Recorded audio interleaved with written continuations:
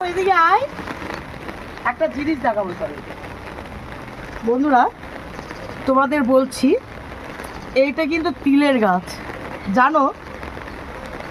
হ্যাঁ, এটা তিলের গাছ। তিল তিল দিয়ে, তিলের ভক্ত হলো লক্ষ্মী ঠাকুর, তিলের ভক্ত হলো বাট ঠাকুর। তিলের ভক্তি মানে প্রতিটা দেবী দেবতাকেই তিল লাগে কিন্তু পঞ্চশস্যের মধ্যে।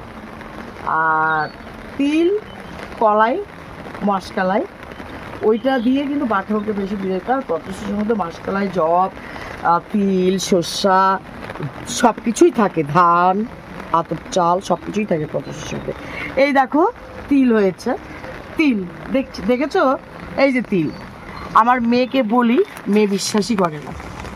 মেয়ে বারবার হলো, মা এটা কিসের গাছ? ওরা তো দেখেনি, আমার ছেলে মেয়ে দেখেনি।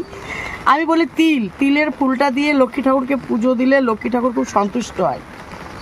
ওই জন্য আমি তিলের ফুলটা তুলে নিয়ে যাই রোজ রোজ। আর এই দেখো তিল বের হয়েছে, তিল। বলতেছে মা একটা ছিঁড়বো? হ্যাঁ, একটা ছিঁড়বো বললো।